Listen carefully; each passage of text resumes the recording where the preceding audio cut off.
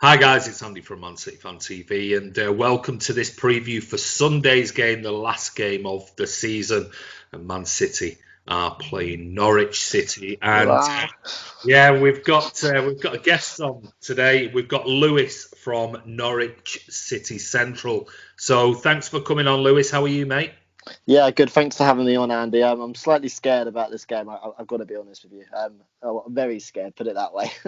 Well, I've got some questions for you. You've got questions for me as well. But first off, if people want to follow you, where did they find you on your YouTube, Twitter account, or wherever? If give it a shout out now, plug it, and we'll also put it in the description below. Yeah, so just type in on YouTube Norwich City Central and lots of content around Norwich City, like match reviews, match previews, and hopefully some match day experiences when we're allowed to go back in. Brilliant. You on Twitter? Yes, so Norwich underscore Central on Twitter. There you go, guys. So if you are a Norwich fan, you're from that region or overseas, maybe an expat, and you want to follow what's going on next season in the Championship Yeah. with Norwich and Lewis and whatever else, go over and give him a follow, guys. Anyway, on to the questions for Sunday. Well, my question to you is after 21 points, 5 wins, 6 draws, 26 losses. You've scored 26 goals all season, conceded 70. How do Oh, you don't remind me. how do you sum up this season for you? Yeah, it's been a bit of a disaster, to put it lightly. Obviously, we won the championship with 95 points, and a lot of fans were quite confident going into the season. We had a clear style of play, a clear philosophy, and we started the season quite well, of course, getting that famous win over Manchester City, that fantastic 3-2 win. And then around October time, we had a lot of injuries, particularly to our centre back area, and there was times where we had to play two midfielders at the back. So that was a trouble, and then it's kind of been a season in which we've never been able to build and have a good run. We had a lot of decent performances in December, but couldn't really get those wins over the line. I think no team has dropped more points in Premier League history in a single month than Norwich did in December. And from there it was to and fro. We started to get a few points here and there, but since we've come back from lockdown, we've been nothing short of terrible. The goals have completely dried up. The players have lacked confidence, self belief. Conceding goals for fun, and that's always been a recipe for disaster. So yeah, we started the season so well, but things such as injuries and just a complete shot of confidence have really done us over here.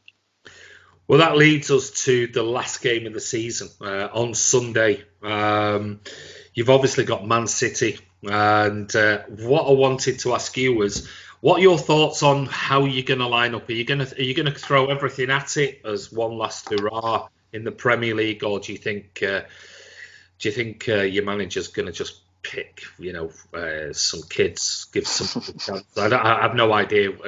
It could be one or the other. What are your thoughts on it? Yeah, we played Chelsea a couple of weeks, about a week ago now, and Chelsea away, and we only lost 1-0, which was quite a big success for Norwich, obviously considering we've lost 4-0 to West Ham and whatnot. So I don't think our manager Daniel Farke will be playing the kids. So we've got a really promising striker in Adam Ida from Ireland, but he's not really been playing him for trying to keep his confidence up. So I can see Norwich City just picking a lot of kind of defensive players and hoping the scoreline doesn't get too ugly for us. Yeah, well, like I said, we've got players that are looking for records. We've got Yeah. Bruyne with his assist record. We've got. I don't think Raz will get the. I don't think Raheem Sterling will get the golden boot. I think he's too far behind Vardy now. But the way you're conceding, who knows? So. A terrible question for you, but what's your score prediction for Sunday? Oh God, I'm pretty terrified to say the least, mate. Look, I think Norwich City have been slightly better defensively from what we were since lockdown, but yeah, I'm kind of bricking it a bit. We've only scored a few. I think we scored about 3 goals from open play in 2020, which has been nothing short of abysmal. So you pretty much got a guaranteed clean sheet for you. I'm going to say, as much as it pains me to say, a 4-0 Man City win, I think. Yeah, 4-0. Yeah, fours and fives this season have been one of the common scores for us, even though we've not got anywhere close to Liverpool. But yeah, like I said, we've got clean sheet would be good because we've got Edison going for the Golden Glove as well. So we've got lots of things to go for. Right, you guys are down. You know that. So what are your thoughts on the Championship and how long before potentially you could be back in the Premier League? And what do you need to do to get back to the Premier League? Yeah, so as you said, we did a brilliant job to get out of the out of the Championship. It's such a hard league to get out of.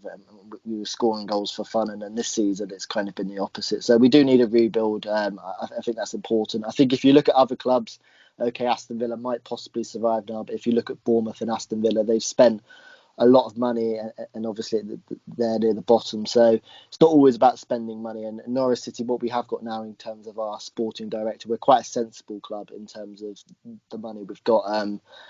It's going to be tough to see what we need to do. We've got a couple of youngsters, or a few youngsters of the likes of Todd Cantwell, Max Aarons, Ben Godfrey, who could potentially go for relatively big money, although we are bottom. And then this is just about reinvesting it back into the squad. If you look at what we've done in the Premier League, we've been dreadful at both ends of the pitch, which doesn't, of course, bode well. So a couple of centre backs and a couple of more offensive players, I think, are what needed for Norwich. But I think we're set up to do okay next season in the Championship. We've got a lot of Championship quality. It's just about trying to get out of them. But the Premier League has been far too much of a stretch for Norwich City, to say the least. You mentioned their player in Todd Cantwell. Now, there was, a garbage rumour mill thing I read the other day. It was about 3 days ago that City were potentially looking at taking Cantwell. I don't believe that for a second. But the thing is, for you guys, do you think you can hold on to a young player like him? Well, I saw a rumour the other day, about a week ago, something from the Daily Star saying Sheffield United wanted him for about 10 million, which I found quite laughable. Todd Cantwell's definitely going to be one of the players who Norwich City are going to struggle to keep hold of. I think he's 30, however many appearances, 34, 35 appearances, 6 goals, a couple of assists. He's looked really, really good. Of course, scored against you in the reverse fixture. Yeah, he's a player with a lot of confidence. Probably better in that number 10 role. I think he's going to be one who's probably going to go, and I could see someone like Max Aarons as well going. Aarons, another good, really good sort of fullback as well. So I think that's going to be a problem next season, is holding on to these players who have actually been possibly your shining lights this season in the Premier League, even though you've had a terrible season. It's going to be very difficult to keep hold of those young players because they have been impressive. There's no doubt about it. Right, you've got some questions for me then. So yeah. Go on. With Manchester City, of course, second place. I think you're on 78 points. It's not been the season you've wanted. How would you kind of sum up your season, mate? Disappointing from a Premier League perspective. When you look at the league and you look at the points that we're on and where we could finish on points, you'd say, if we were to beat you on Sunday, you go, well, most seasons it's an average score, point-wise. But then you look at the previous seasons and you look at the Centurions and things like that. Yeah, it's been disappointing. You can't lose 9 games and expect to go on and win the league. We haven't been consistent enough. I think we had major issues. Obviously, Sane got injured in the Community Shield. He was been out all season. Now he's been sold. We missed Aymeric Laporte massively. Absolutely huge. Huge. I mean, it's like Liverpool losing Van Dijk. It had such an impact, and we were rotating centre-backs all the time. The defence has been rotated. We've had David Silva out for a short period of time. We've had Kevin De Bruyne was out for a number of weeks. Aguero's now out and things like that. So I think injuries in 2 key positions. Missing Sane, I think, was massive, even if he was a sub and came on. But the missing of Laporte and not signing a replacement for Vinny Company, I think has played a massive, massive part in it. Has it been acceptable? I'd say acceptable. No more than that. I don't think we've been good enough this season. You can't lose 9 games and expect to win the Premier League. Not when you've got a Liverpool team being so consistent. Even though, to be fair, I think we play far better football than Liverpool. I mean, some of the games we've been amazing. Liverpool have just ground it out, and that's what you need sometimes to win a Premier League. We've done it before that way. So bit disappointing. We went out to Arsenal in the semi-final. It was a really limp, weak performance by the team. I think Pep was really pissed off over it. I think he really expected us to go and destroy Arsenal, go through and win another FA Cup back-to-back. We've won the League Cup, we won the Community Shield, we're still in the Champions League with a chance against Real Madrid. So if we were to win the League Cup this year, finish second and win the Champions League, wow, it'd be an amazing season. Let's face it, last year Liverpool said they had the better season because they won the Champions League. Well, if we win the Champions League and the League Cup after winning a treble, domestic treble last year, then they've got no argument to say we've had the better season if we were to win the Champions League. So there's still something to play for. If we go out at a whimper in the Champions League, you'd have to say a League Cup only would be a disappointing season. But like you guys, I think we're in the process of a bit of a rebuild. Not a massive rebuild, but there are areas of the team that need definitely upgrading. Yeah, because you've said, Manchester City have lost quite a lot of Premier League games, and from the high standards that you've set yourselves this season, you said it's been disappointing. Is the Champions League kind of always been the biggest kind of priority this season because it's something that Manchester City have been yet to win yet? Yeah, I don't know. I mean, maybe it has been for Pep. We don't know. I mean, it's the old sort of, oh, well, it's this, that. I mean, we don't. I don't speak to Pep every day. I don't speak to Pep at all. So I don't know what Pep's targets were. Of course, I think for the owner, the Champions League is something that we haven't won, something that he wants to win. And I'm sure Pep wants to win it with City. Whether it was the priority, I've no idea. I'm sure it was something that he would really have focused on. But City have been a team, unlike Liverpool, no disrespect to Liverpool, but we have gone for 4 competitions every single year. We haven't been, it don't matter about the League Cup or the FA Cup or, this season they focused on the Premier League. Last season, they solely focused on the Champions League. Every season, we go for all 4 competitions. And last season, we won the domestic treble. Never been done before. And this season, we went for it again. That's why it was so disappointing in, the semi-final against Arsenal. It was like, what's going on here? So do I think the Champions League this season is the one that Pep wants? Yes, I do. I still think he would have wanted the Premier League because for me, I mean, I'm and I'll say it now, and you'll watch this back, in a month or two's time, if we win the Champions League, I'll still say the Premier League is the bread and butter. It's always been for me. Yeah. Premier League first. Champions League is a cup competition that you can win 7 games and be in a final. So for me, Premier League is bread and butter every single season. And well done to Liverpool for winning it. They've been the most consistent team this season. But who knows? It's all we've got to play for now. So I guess it's all in to the Champions League, and we'll see what happens. There are still some brilliant teams left in the competition, so it's going to be. One thing I will say is I do think, which has been our Achilles' heels, is 2-legged affairs, and I think being one game in Lisbon against if we beat Real Madrid and if we go through, that's a big if because we're 2-1 up, but. Real Madrid still just won La Liga and a brilliant team, so they're not out of the second leg. But I think going in, if we do get through and go into the quarterfinals, semi-finals, and it's one-legged affairs, I do fancy City over any team in the world. Where our Achilles' heels has been is return legs, where we've let ourselves down. So we'll see. We've got to get through the Real Madrid game first. Yeah, definitely. I mean, I was going to ask now who's kind of been your player of the season this season, and I take any of Manchester City players, but who's kind of been the big one for you? There's only one, and that's Kevin De Bruyne. Absolutely unbelievable. Absolutely unbelievable. If he don't win Player of the Season, now I know Liverpool have won the title, but if he doesn't win Player of the Season, it is a fix for me. Even certain Liverpool fans will admit he's been the best player. I know Mane's been good and Van Dijk. Jordan Henderson, anyone? I mean, Jesus. I mean, the fact that they're even talking, just because he's the captain, they're saying, well, he's lifted the Champions League. That was last season. He's lifted the World Club Biscuit competition. 4 teams in a competition. I mean, Jesus, if you're thinking that's something, then delusional.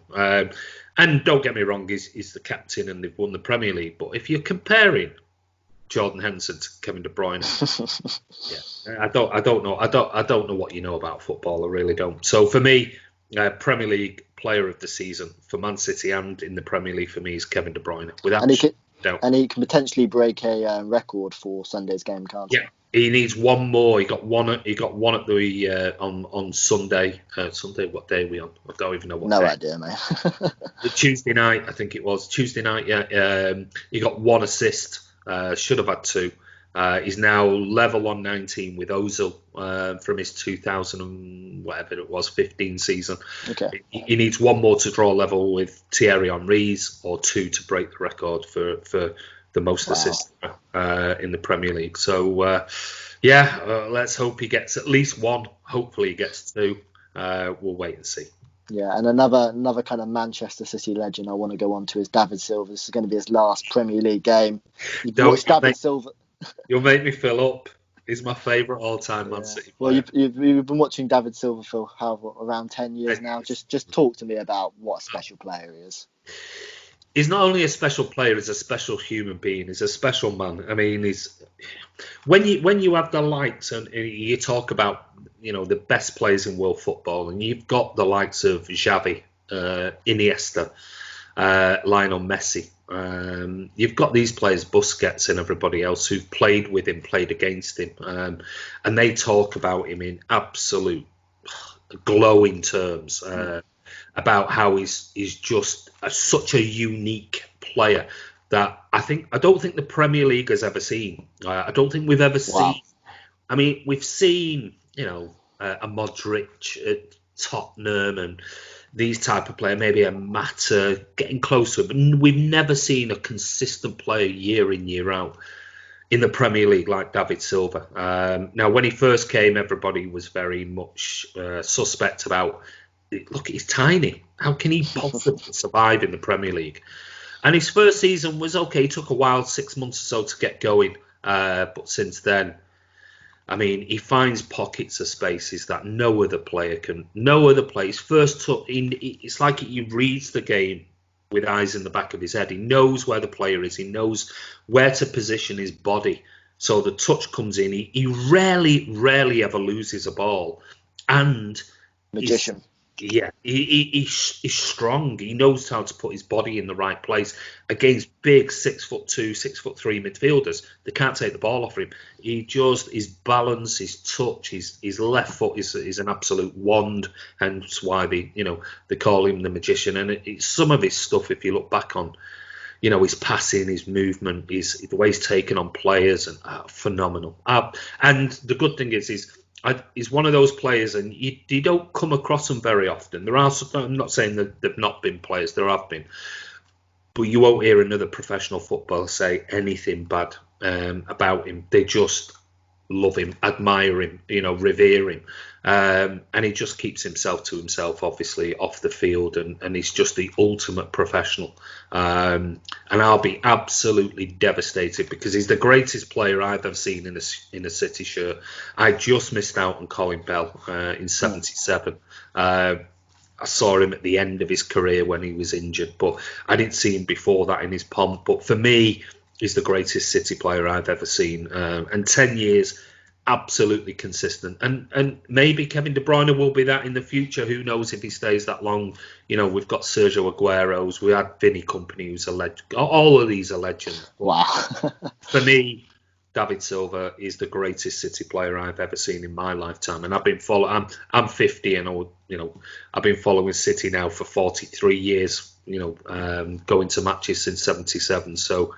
Yeah, an absolute genius, and I wish him all the best. I'm just gutted that we're not in the stadium to see the final game, but he will be back and have a testimonial, and we will get to see him again. But I've never cried for a player leaving the club ever in my life.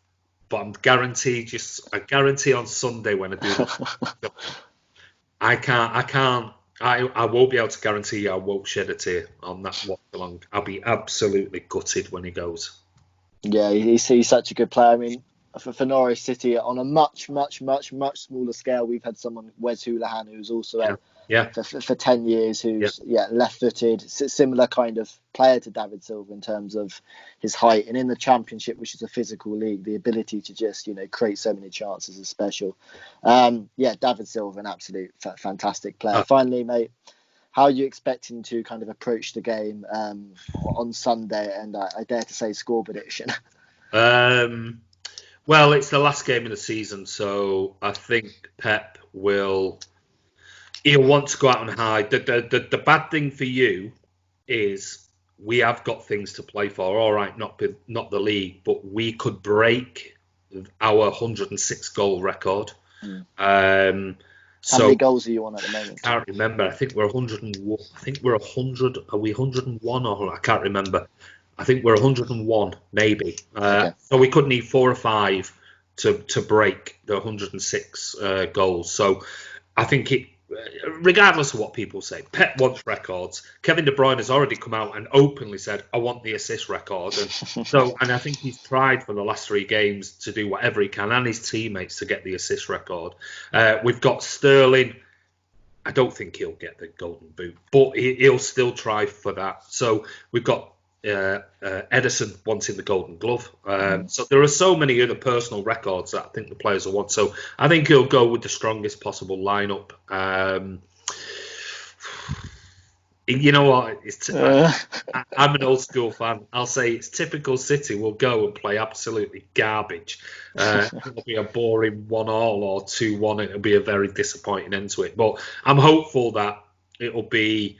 You guys have got nothing to play for. It'll just be a give 5 subs a go and give some of the kids a go. And I think if we got a couple early goals, I think it'll be. That's the thing. It'll be like the cup final against Watford. It'll be let's go for it. Let's try and break records of the most goals scored, and I think that's what will happen.